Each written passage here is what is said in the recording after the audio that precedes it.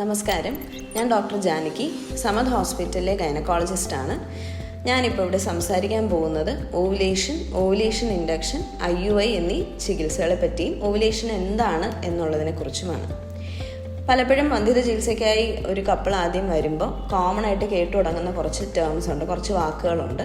Ovulation എന്നും cycle എന്നും tubes എന്നും ഒക്കെ കുറേ കേട്ടു തുടങ്ങും. പക്ഷേ ഇതിൻ്റെ ഒന്നും അർത്ഥം എപ്പോഴും എല്ലാവർക്കും അറിയണമെന്നില്ല. മാത്രമല്ല, ഓവുലേഷൻ ഇൻഡക്ഷൻ എന്ന് പറയുന്ന ചികിത്സ എന്താണെന്നും IUI എന്താണെന്നും കൂടെ നമുക്ക് പറയാം. ഒരു സ്ത്രീക്ക് വരുന്ന ആർത്തവത്തിൻ്റെ ഫസ്റ്റ് ഡേയിനെ, അതായത് ആദ്യം ബ്ലീഡിങ് തുടങ്ങുന്ന ദിവസത്തിനെയാണ് അവരുടെ സൈക്കിളിൻ്റെ ഡേ 1 ആയിട്ട് പറയുന്നത്. സാധാരണയായിട്ട് ഒരു സ്ത്രീ 4-5 ദിവസമായിരിക്കും ബ്ലീഡ് ചെയ്യുക. അപ്പോൾ ഡേ 1 നിന്ന് അത് സ്റ്റാർട്ട് ചെയ്യുന്നു. ഐഡിയലി ഒരു സ്ത്രീക്ക് 28 ദിവസമാണ് ഒരു സൈക്കിൾ എന്ന് പറയുക, അതായത് ഒരു മാസം എന്ന് വെക്കാം. അതുകൊണ്ടാണ് മാസാമാസം വരുന്ന ആർത്തവം എന്ന് പറയുന്നത്. എന്ന് വെച്ചാൽ എല്ലാവർക്കും കറക്റ്റ് 28 ദിവസത്തിൽ തന്നെ ഇത് വരണം എന്നൊന്നുമില്ല. 25 ദിവസത്തിൽ വരുന്ന സ്ത്രീകൾ കാണും, 35 ദിവസത്തിൽ വരുന്ന സ്ത്രീകൾ കാണും. അപ്പം ഈ പറഞ്ഞതെല്ലാം ഏകദേശം നോർമലിനുള്ളിൽ തന്നെയാണ് വരുന്നത്. ഇതിൻ്റെ ആദ്യത്തെ ദിവസമാണ് ഡേ 1 എന്ന് നമ്മൾ പറഞ്ഞു.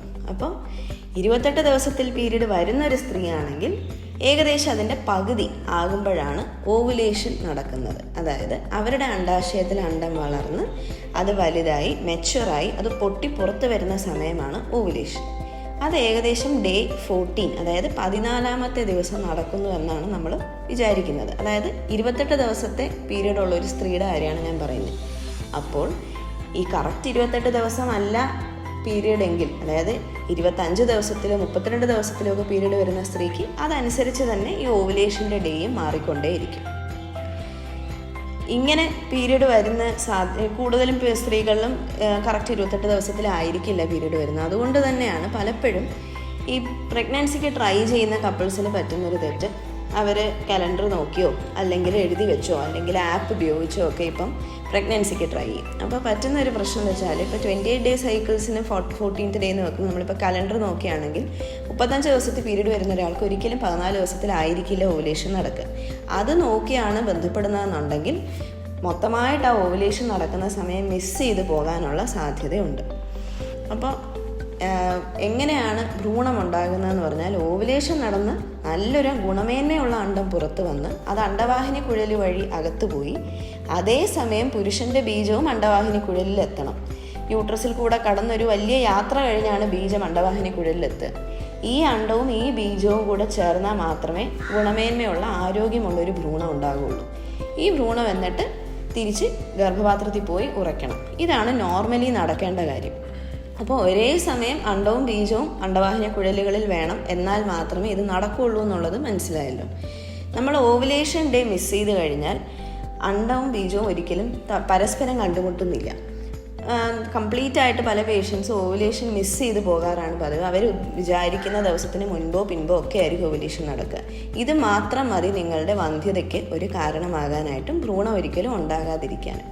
അപ്പോൾ പൊതുവേ നമ്മൾ പേഷ്യൻസിനോട് പറയുന്നത് എന്താണെന്ന് പറഞ്ഞാൽ, ഈ ഓവുലേഷൻ ഡേ മാത്രം ബന്ധപ്പെടാൻ ശ്രമിക്കുന്നതിനേക്കാളും പീരീഡ് ഇല്ലാത്ത സമയം ബാക്കിയുള്ള സമയങ്ങളിൽ അറ്റ്ലീസ്റ്റ് 2 ദിവസം അല്ലെങ്കിൽ ഓൾട്ടർനേറ്റ് ഡേയ്സ് 1-2 ദിവസം കൂടുമ്പോഴെങ്കിലും ബന്ധപ്പെടാൻ ശ്രമിക്കുകയും ഓവുലേഷൻ്റെ സമയം അടുക്കുമ്പോൾ അതിൻ്റെ ഫ്രീക്വൻസി കൂട്ടുകയുമാണ് വേണ്ടത്. അല്ലാണ്ട് ഓവുലേഷൻ ഡേ മാത്രം ബന്ധപ്പെട്ടാലല്ല പ്രഗ്നൻസി കിട്ടുക.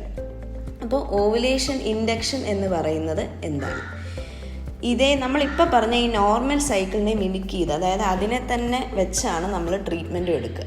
ഇപ്പോൾ നമ്മൾ പറഞ്ഞു ആദ്യത്തെ 5 ദിവസമാണ് സാധാരണ ബ്ലീഡിങ് ഉള്ളത്. അപ്പോൾ ആ 5 ദിവസത്തിൻ്റെ ഫസ്റ്റ് ഡേ ആണ് ഡേ 1 എന്ന് പറയാം.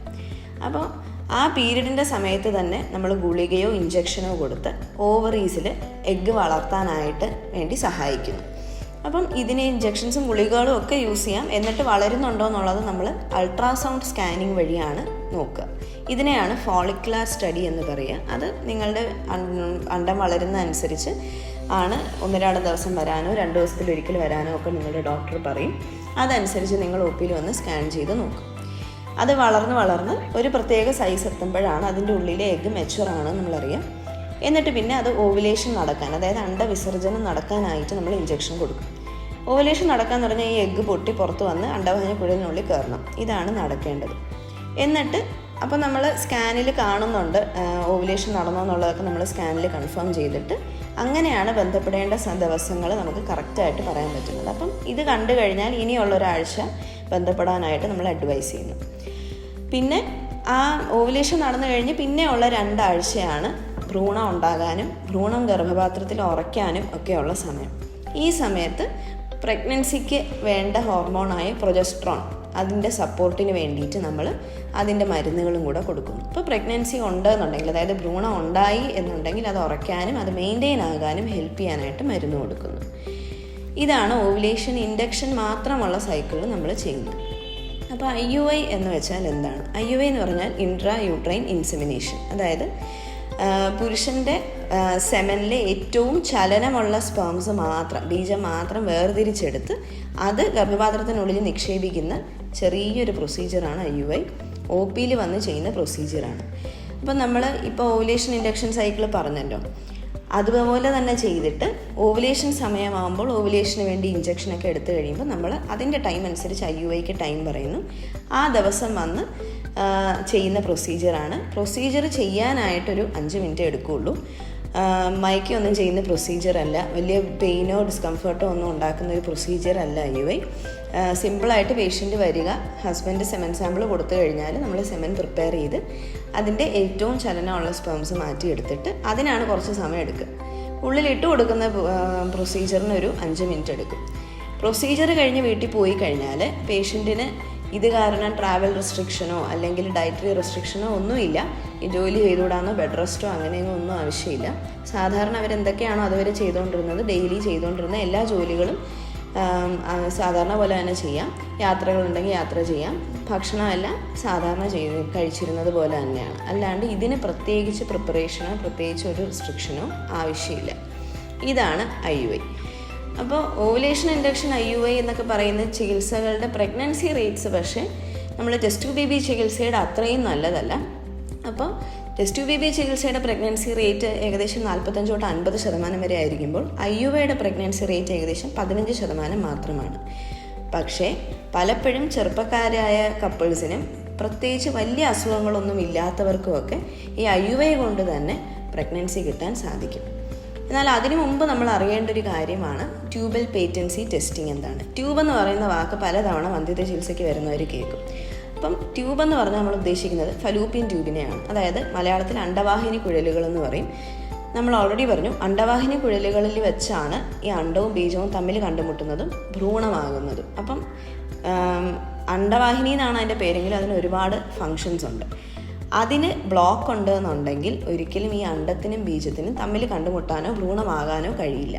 ഇപ്പം നിങ്ങൾക്ക് നല്ല അണ്ടമായിരിക്കും, വേറെ അസുഖങ്ങൾ കാണില്ല, ഓവുലേഷൻ നടക്കുന്നുണ്ടാവും, ബീജവും വളരെ നല്ലതായിരിക്കും, കുഴപ്പമൊന്നും കാണത്തില്ല. പക്ഷേ അവർ തമ്മിൽ മീറ്റ് ചെയ്തില്ല എന്നുണ്ടെങ്കിൽ ഒരിക്കലും പ്രഗ്നൻ്റ് ആകാൻ പോകുന്നില്ല. അപ്പം ട്യൂബൽ ബ്ലോക്ക് എപ്പോഴാണിത് ബ്ലോക്ക് ആകാൻ സാധ്യതയുള്ളത്? കോമൺ ആയിട്ട് ബ്ലോക്ക് കാണുന്നത് ഒന്ന് നേരത്തെ അബോർഷൻസോ അല്ലെങ്കിൽ ഈവൻ ഡെലിവറിയോ നടന്നിട്ടുള്ള പേഷ്യൻസിൽ ബ്ലോക്ക് കാണാം.